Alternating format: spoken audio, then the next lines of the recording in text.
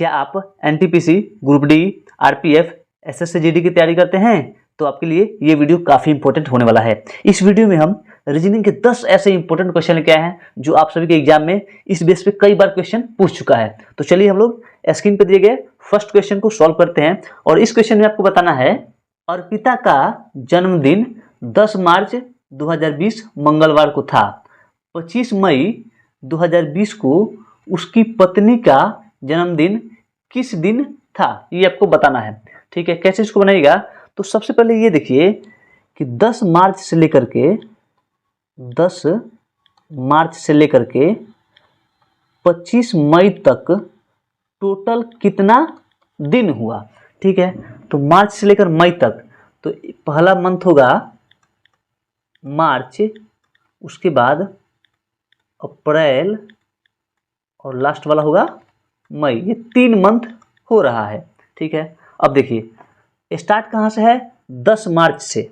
10 मार्च में टोटल कितना दिन होता है? 31 दिन का होता है मार्च, और ये स्टार्ट हुआ है 10 मार्च से। तो इसमें मार्च में कितना दिन हमारे पास बचा? इसमें बचा हमारे पास 21 दिन।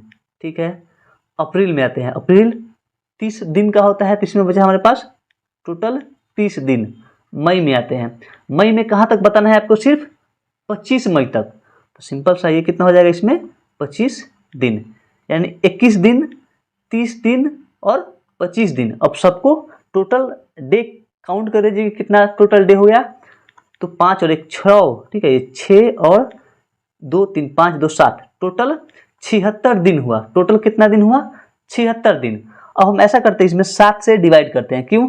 ताकि हमारा वीक यानी सप्ताह का पता लग जाए कि 76 में टोटल कितना सप्ताह हो रहा है। 7 से डिवाइड करेंगे तो 7 दहा के 70, यानी 10 सप्ताह हमारा टोटल इसमें से मिल रहा है। जब 76 में 7 से डिवाइड कीजिएगा तो कितना होगा? 10 बार में 7 दहा के 70। ठीक है, यानी टोटल हमारे पास 10 सप्ताह बच रहा है। और शेष कितना दिन बच रहा है? 6 दिन। ठीक है, यहाँ पे लिखते हैं शेष 6 दिन हमारे पास बच रहा है। अर्पिता का जन्मदिन था 10 मार्च 2020 को। कौन सा दिन था? मंगलवार दिन था। ठीक है, तो ऐसा करते हैं, यहाँ से मंगलवार और प्लस दिन कितना बचा हमारे पास? 6 दिन। दिन कितना बचा? 6 दिन। तो मंगलवार से 6 दिन बाद कौन सा दिन आएगा? तो सोमवार होगा। ऑप्शन नंबर डी इस क्वेश्चन का करेक्ट आंसर होगा। तो हमें आशा है कि आप लोग इस क्वेश्चन को काफ़ी अच्छे तरीके से समझ गए हैं। ठीक है, अगर क्वेश्चन समझ में आया तो एक प्यारा सा कमेंट भी कीजिए और वीडियो को लाइक भी कीजिए और साथ ही साथ चैनल को सब्सक्राइब भी कीजिए। आगे बढ़ते हैं नेक्स्ट क्वेश्चन में।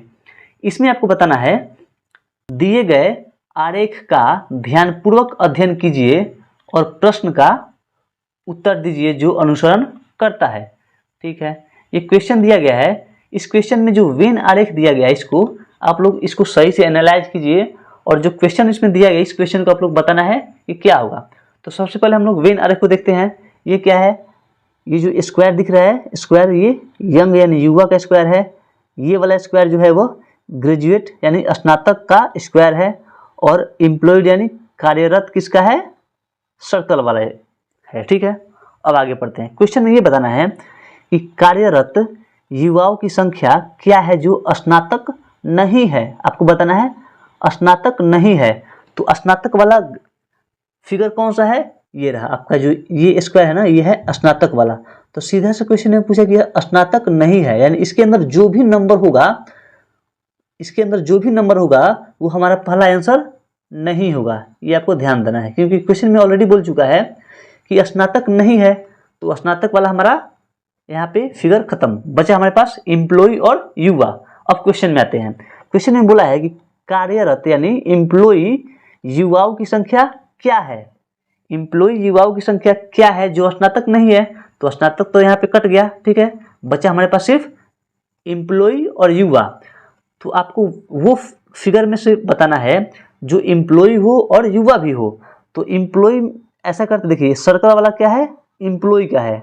ठीक है, बचा हमारे पास नंबर 15 और 18। तो 15 तो सिर्फ एम्प्लॉय का है, लेकिन आपको क्या बताना है? जो एम्प्लॉय भी हो और युवा भी हो। तो 18 एक ऐसा नंबर है। ठीक है, 18 जो है वह एम्प्लॉय के अंदर भी आ रहा है और युवा का जो सर्कल है यहाँ पे, युवा का जो वर्ग है, ठीक है, युवा का जो आपको वर्ग दिख रहा है ना, ये वाला, ये क्या है कि युवा का वर्ग है। तो क्वेश्चन में क्या पूछा है कि जो यहाँ पे कार्यरत है, कार्यरत युवाओं की संख्या, तो ये तो खुद यहाँ पे एम्प्लॉय है यानी कार्यरत है और युवा भी है, तो ऑप्शन नंबर क्या होगा हमारा 18, यानी ऑप्शन नंबर सी इस क्वेश्चन का करेक्ट आंसर होगा। कोई दिक्कत नहीं है, आगे बढ़ते हैं नेक्स्ट क्वेश्चन में। यदि bat equal to 2120, cat equal to 3120, तो डॉग इक्वल टू क्या होगा, ठीक है, ये आपको बताना है। यहाँ पे लिखा है BAT, बैट इक्वल टू 2120। ऐसा कीजिए, अल्फ़ाबेट में B कितना नंबर पे आता है, 2 नंबर पे आता है, A कितना नंबर पे आता है, 1 नंबर पे आता है, और T कितना नंबर पे आता है, 20 नंबर पे आता है। सिंपल सा, यानी जो भी यहाँ पे अल्फ़ाबेट का नंबर दिया गया है उसका प्लेस वैल्यू यानी नंबर लिखा गया है, ठीक है। वैसे ही कैट में आते हैं CAT, अल्फ़ाबेट में C आता है 3 नंबर पे, A 1 नंबर पे आता है और T 20 नंबर पे आता है। आते हैं डॉग में DOG, अल्फ़ाबेट में D 4 नंबर पे आता है, O 15 नंबर पे आता है और G है वह आता है 7 नंबर पे, यानी 4157। कौन सा है, ऑप्शन नंबर ए इस क्वेश्चन का करेक्ट आंसर होगा। कोई दिक्कत नहीं है, आगे बढ़ते हैं नेक्स्ट क्वेश्चन में। इसमें आपको बताना है जिस प्रकार ए का संबंध बी से है उसी प्रकार सी का संबंध डी से कैसे होगा, ठीक है। यानी जिस प्रकार ए का संबंध है बी से, ठीक उसी प्रकार सी का संबंध डी से कैसे होगा, और आपके सामने ये 4 ऑप्शन दिया गया है। तो पहला फिगर देखिए, P है और S है, अंदर ट्रायंगल है। अब दूसरा फिगर में क्या है, यानी यहाँ पे जो P ऊपर लिखा गया है वो ठीक P यहाँ पे नीचे आया है और इसका उल्टा हो गया है, ठीक है। S यहाँ पे नीचे है इस कॉर्नर पे, तो S आ गया है ऊपर आ गया है और फिर यहाँ पे उल्टा बन गया है। तो सेम वैसे ही हम लोग करेंगे प्रोसेस। यहाँ पे K है ना, तो K आ जाएगा, ऊपर है तो K यहाँ पे नीचे आ जाएगा, लेकिन उल्टा होगा, K इस तरीके से होगा। ये हमारा K हो गया, ठीक है। अब आइए D है, तो D ऊपर चला जाएगा लेकिन उल्टा में, इस तरीके से होगा D। ये हमारा D हो गया, कोई दिक्कत नहीं है। अब यहाँ पे आइए, अंदर क्या है, ट्रायंगल है ना, तो ये ट्रायंगल तो सेम है, ट्रायंगल तो यहाँ भी है, लेकिन इसके अंदर क्या है, ऊपर वाला जो फर्स्ट वाला यानी जो ए फिगर है उसका लेटर ऊपर वाला अंदर चला गया है। तो अंदर तो सर्कल है ही, ठीक है, सर्कल सेम है, और जो तीसरा फिगर का पहला ऊपर वाला लेटर है के है वो सेम अंदर चला जाएगा। तो ऐसा फिगर कौन सा दिख रहा है, तो अंदर के है तो सर्कल और के पहला नहीं होगा, अंदर क्या सर्कल और के नहीं होगा। आइए सर्कल और के कौन सा है, ये है ऑप्शन नंबर सी इस क्वेश्चन का करेक्ट आंसर होगा। कोई दिक्कत नहीं है, आगे बढ़ते हैं नेक्स्ट क्वेश्चन में। इसमें आपको बताना है नीचे दिए गए विकल्पों में से संबंधित शब्द को चुनिए। यानी जिस प्रकार मार्च का संबंध मई से है, ठीक उसी प्रकार जनवरी का संबंध किससे होगा, ये आपको बताना है।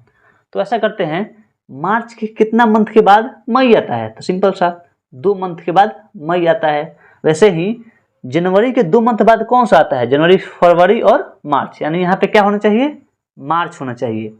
ऑप्शन में क्या मार्च है, क्या नहीं, ऑप्शन में तो मार्च नहीं है, यानी ये लॉजिक यहाँ पे काम नहीं करेगा। अब यहाँ पे कोई दूसरा लॉजिक लगाते हैं। अब यहाँ पे कौन सा लॉजिक लगेगा बताइए। ऐसा करते हैं, मार्च कितने दिन का होता है, मार्च का जो महीना होता है वह 31 दिन का होता है, ठीक है, 31 दिन। मई का महीना कितने दिन का होता है, ये भी 31 दिन का होता है। और जनवरी का महीना कितने दिन का होता है, 31 दिन का होता है। अब ऐसा करते हैं कि इसमें से कौन सा ऐसा ऑप्शन है जो 31 दिन का होता है, ठीक है। अप्रैल, अप्रैल कितना दिन का होता है, अप्रैल तो होता है 30 दिन का। दिसंबर, दिसंबर होता है 31 दिन का। जून, जून होता है 30 दिन का।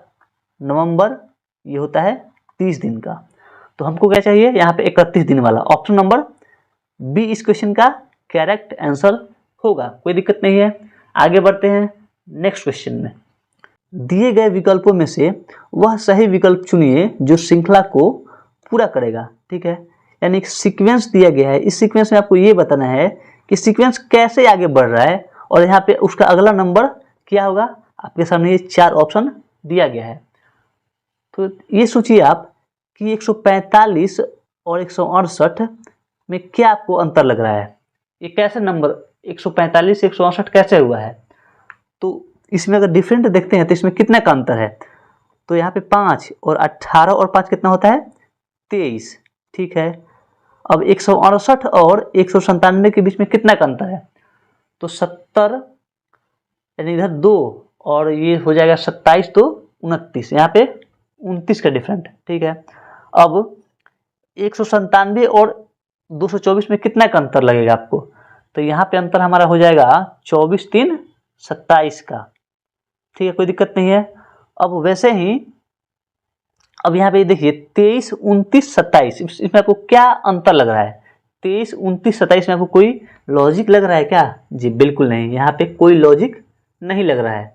तो ऐसा करते हैं, एक और तरीका हम लोग ढूंढते हैं कि जैसे यहाँ पे लिखा है 145, तो आपको ये नंबर देखने से क्या लग रहा है, ये जो नंबर है किसी नंबर के स्क्वायर के आसपास का नंबर है। जैसे हम कहते हैं 12, 12 का स्क्वायर कितना होता है 144। ठीक है, तो 144 से क्या है एक ज़्यादा है, यानी 12 के, देखिए ये जो नंबर है 12 के स्क्वायर से एक ज़्यादा है। ठीक है, अगला नंबर 168, ये कैसे हो सकता है।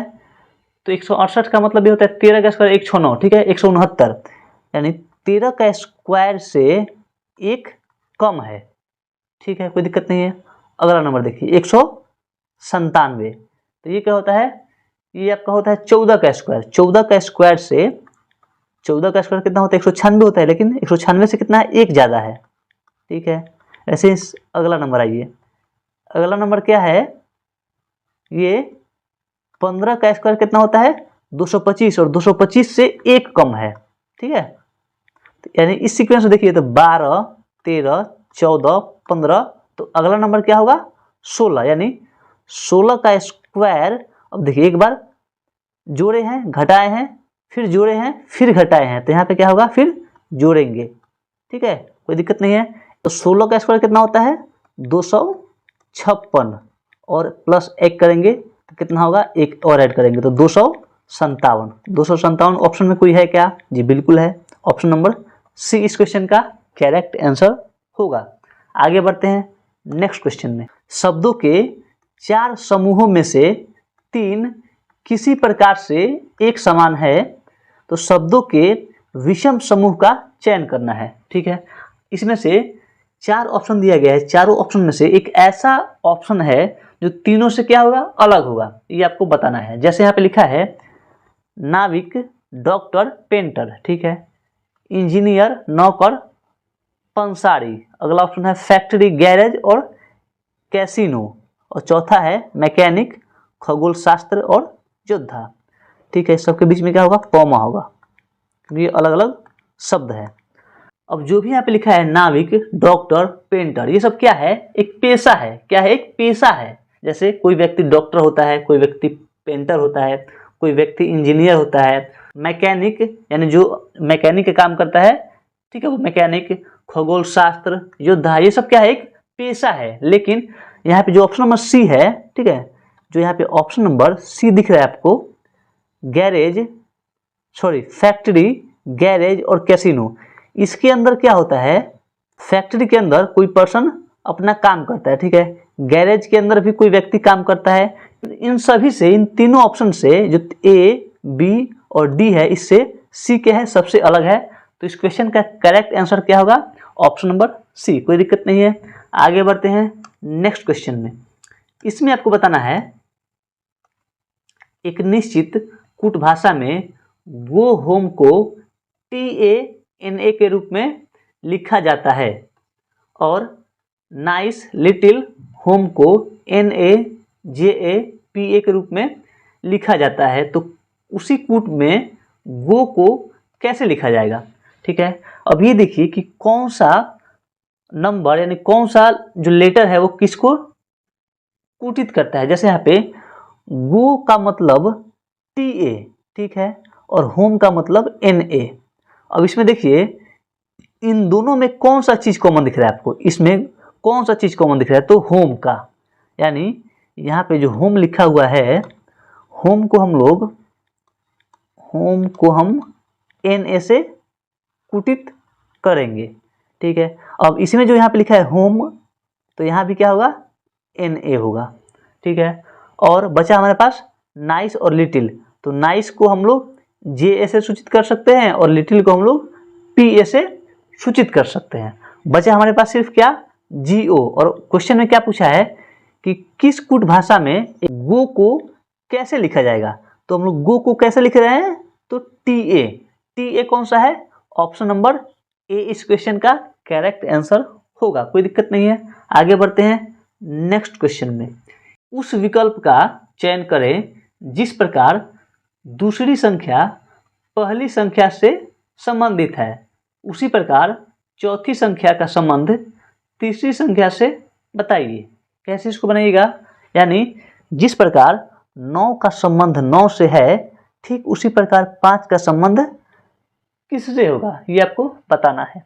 कैसे इसको बनाइएगा, तो ऐसा करते हैं हम लोग, सबसे पहले हम लोग 9 का स्क्वायर निकालते हैं। 9 का स्क्वायर कितना होता है, 81, ठीक है।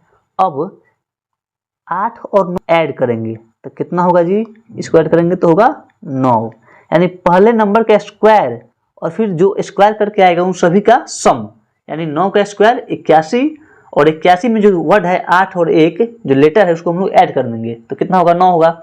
ठीक वैसे ही 5 का स्क्वायर कितना, 5 का स्क्वायर 25, 2 और 5 को ऐड करेंगे कितना होगा, 7 होगा। 7 कौन सा है, ऑप्शन है ऑप्शन नंबर C इस क्वेश्चन का करेक्ट आंसर होगा। आगे बढ़ते हैं नेक्स्ट क्वेश्चन में।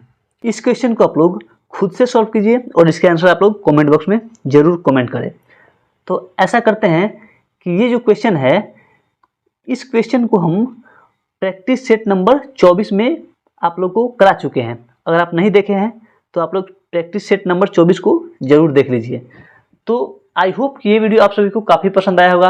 अगर आपको वीडियो अच्छा लगा तो एक प्यारा सा लाइक कर दीजिए, कमेंट कर दीजिए, साथ ही साथ चैनल को भी सब्सक्राइब जरूर कीजिए। तो फिर मिलते हैं एक और नए वीडियो में, तब तक के लिए थैंक यू।